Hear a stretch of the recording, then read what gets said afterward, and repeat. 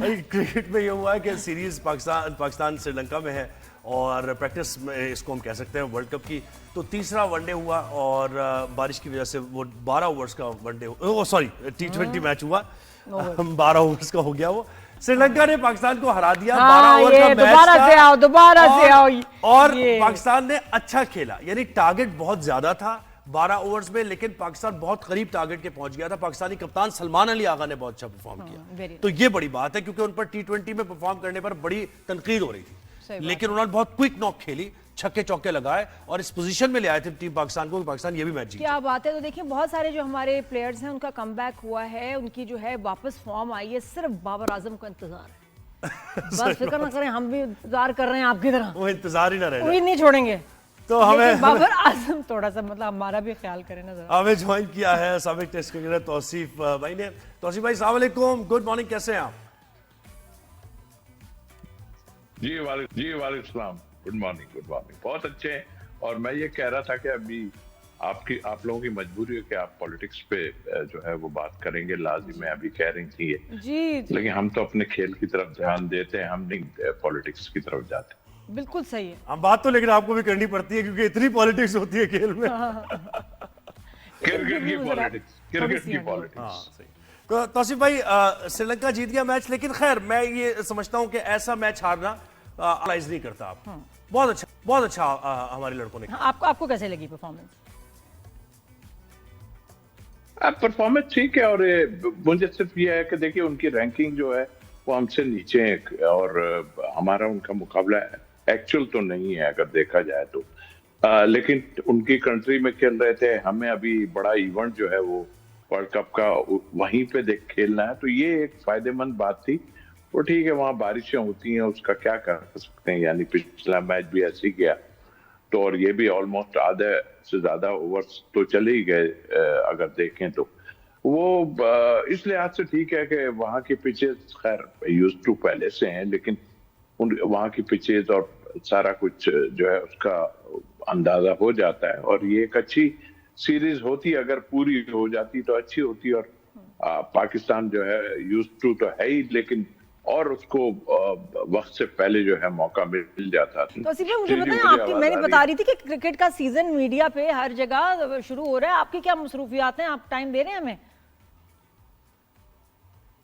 अभी आपको टाइम दे रहा हूँ मैं उसके बाद जब ये world cup, PSL, cricket transmission आप भी देखते होंगे, आपको कैसा लगता है कि जब इसमें हमारे सीनियर जो है कैरेक्टर्स कह रही हूँ, हाँ कैरेक्टर्स बने हुए होते हैं और बड़े कॉमेडी भी हो रही है, कमर्शियल्स में इन होते हैं, परफॉर्मेंस बिल्कुल नहीं होती, और शोज चल रहे होते हैं, तज्जिए चल रहे होते हैं कि अलग किस्म के, आपको वो कैसा लगता है देख के?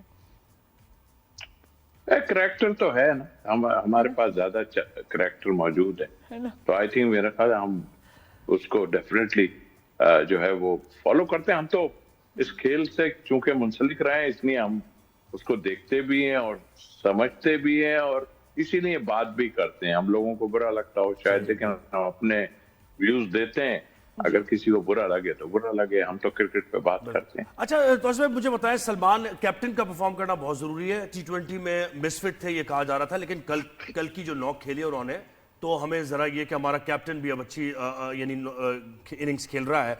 फिर मोहम्मद नवाज कुछ फॉर्म में नजर आया, ख्वाजा नाफे नया लड़का 26 रन बनाया उसने, तो बिल्कुल सही मौके पर एक मोमेंटम गेन कर रही है टीम पाकिस्तान। जी आपकी बात ठीक है। अब देखना यह है कि ये जो 15 अनाउंस करेंगे, अभी तो खैर 15, 18 या 20 उन्होंने नाम दिया, अब ये 15 अनाउंस करेंगे तो आई थिंक टिप्स पे तो है कि हाँ ये लड़के होंगे। अब विकेट कीपर का देखना है हमें, अगर ख्वाजा नाफे ने परफॉर्मेंस दे दी है, वो यंग्स है अभी आए, और उससे पहले जो विकेट कीपर थे वो इतना परफॉर्म मेरे हिसाब से नहीं कर सके। अब देखना यह है कि क्या एकदम रिजवान की वापसी होगी, जो कि ह्यूमर तो यही है कि भाई वो आ जाएंगे दोबारा से, तो अभी जैसा चल रहा था वैसे ही चलना शुरू हो जाएगा। तो आई थिंक इस वक्त एक बड़ी टीम लेके जानी चाहिए, और जिसमें आपने देखा कि शादाब को इंक्लूड किया गया और जाहिर इंक्लूड जैसे भी किया गया, अब आ गए हैं तो फिर ठीक है, परफॉर्मेंस करें भाई। और भी कई लोग इस तरह आए हैं, तो आई थिंक मेरा ख्याल है कि अब हमें सपोर्ट करेंगे हम इन्हें, और डेफिनेटली जो भी प्लेयर सेलेक्ट होंगे हम उनको देखेंगे, लेकिन बात जरूर करेंगे इस पे कि भाई किसको होना चाहिए किसको नहीं होना चाहिए था। मेरा ख्याल है मैं एक प्लेयर के लिए अब्बास आफरीदी जो है उसके लिए मैं थोड़ा सा था कि उसको 20 अपने 6 साइड पे भेज दिया था, but is a good allrounder. देखिए वहां की पिचेस जो है ना वो इतनी तेज नहीं होंगी, तो आप ऑलराउंडर तो खिलाएंगे, 2 स्पिनर खिलाएंगे या 1 स्पिनर खिलाएंगे, पार्ट टाइम स्पिनर खिलाएंगे, फिर फास्ट बॉलर 2 खिलाएंगे, तो एक इस टाइप का जो नीचे जाके जो है वो रन तेज कर दे। और आपने सलमान अली आगा की अब उनकी बारी आएगी कितने नंबर पे ये देखना है, इसलिए कि बाबर आजम आ जाएंगे तो 2 ओपनर साहबजादा फरहान और साइम अयूब, 3 बाबर आ जाएंगे। फिर तो फखर का क्या होगा अगर ये हम बैटिंग ऑर्डर में देखें? ये tricky होगा। बांग्लादेश का जरा उसके बारे में बताइएगा कि उन्होंने इंडिया में खेलने से मना किया है और पीसीबी ने ये ऑफर दी है कि वो मैचेस जो है आप पाकिस्तान में भी कर सकते हैं। Very nice, why not. तो आपको क्या लगता है कि अब इसके बाद आईसीसी क्या डिसाइड करेगा?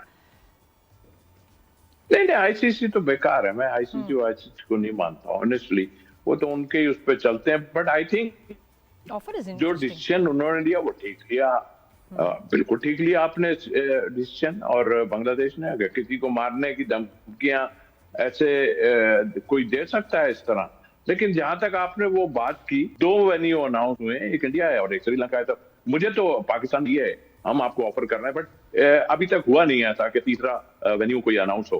तो मेरा ख्याल है कि मुझे ऐसा लगता है कि हो सकता है कि बीच में सब लोग पढ़ के जो है कलकत्ता में मैच है उनके 3, एक बाहर था, तो अगर इस इवेंट को बचाना है तो ये वाला मैच भी आप कलकत्ता में ले जाएं। ज्यादातर जो है बंगाल से लोग हैं वहां पर, तो यही हो सकता है। बाकी तीसरा इवेंट मुझे नहीं लगता कि तीसरा वेन्यू कहीं हो सकता है। सही बात है। और मुल्तान सुल्तान, लेकिन हमने तो ऑफर दे दी ना। हाँ, तो आसिफ भाई थोड़ा सा ये मुल्तान सुल्तान का ही बताइएगा कि ये जो टीम थी ये पीसीबी अपने अभी किसी को ऑक्शन नहीं कर रहे थे, लेकिन अभी लेटेस्ट डेवलपमेंट है कि वो ऑक्शन के लिए ओपन है। और जो नई 2 टीम्स आई हैं उसके बारे में भी बताएं कि उसका क्या इम्पैक्ट पड़ेगा। बहुत महंगी वो बिकी है टीम पीएसएल में उसका क्या इम्पैक्ट होगा? नहीं बहुत इम्पैक्ट होगा। और मेरा ख्याल है मैं समझता हूँ कि ये इवेंट जो हमारा 4, 6, 8 साल से बहुत जबरदस्त जा रहा था और अभी भी जा रहा है, इन लोगों के आने से इट मीन्स के बाहर के लोग जो हैं बहुत इन्वॉल्व हैं, और खासतौर पे वो लोग जो यहाँ से गए और उन्होंने जाके इस खेल से मोहब्बत की। और उसके बाद जब ये गए थे वहां पे वसीम अकरम वगैरह तमाम, तो मुझे आइडिया हो गया था कि वहां से कोई टीमें कुछ आने लगी हैं, और जाहिर है कि वो लोग वहां रहते हैं और पाकिस्तान का बड़ा ख्याल करते हैं, ये बड़ी खुशाइन बात है। और हमारे चेयरमैन को भी उन्होंने जबरदस्त काम दिखाया है और टीमें ले आए। और अब ये एक और टीम की जो आप बात कर रहे हैं, वो टीम में देखिए अब मुझे नहीं पता कि जो पिछले थे वो आएंगे या नहीं आएंगे, लेकिन ये टीम भी ले जाएगा कोई ना कोई, और मुझे फील ऐसा हो रहा है कि कोई बाहर का ले जाएगा। अगर अंडरस्टैंडिंग जो है वो पिछले ऑनर की नहीं हुई, तो बाहर से कोई ना कोई जो रह गया है, और भी रह गए थे ना जो बिट में आए थे मगर नहीं कर सके। और तौसीफ भाई देखिए 185 करोड़ से ऊपर की जाहिर अब ऑक्शन जाएगी ना, और पिछली टीम्स तो लाहौर वगैरह बिल्कुल 50 के अंदर अंदर है, तो इतनी एक्सपेक्टेशन नहीं थी वैसे पीसीबी को। नहीं बिल्कुल थी, और थी इसलिए थी कि जब बाहर गए थे तो उस वक्त मुझे आइडिया हो गया था कि ये बहुत ही अच्छा होने वाला है। और कुछ लोग ऐसे इन्वॉल्व, जाहिर है पहले से नेगोशिएट चल रहा है, वसीम अकरम की बड़ी लाइन है वहां पर, बाहर के मुल्कों में सारा कुछ है, उन्होंने उनको कन्विंस किया होगा कि आए जी अपने मुल्क के लिए कुछ करें। और आई थिंक अल्हम्दुलिल्लाह उन लोगों के पास पैसा भी बहुत है। और बहुत शुक्रिया तौसीफ भाई, आपने बहुत वक्त शुक्रिया दिया। जी।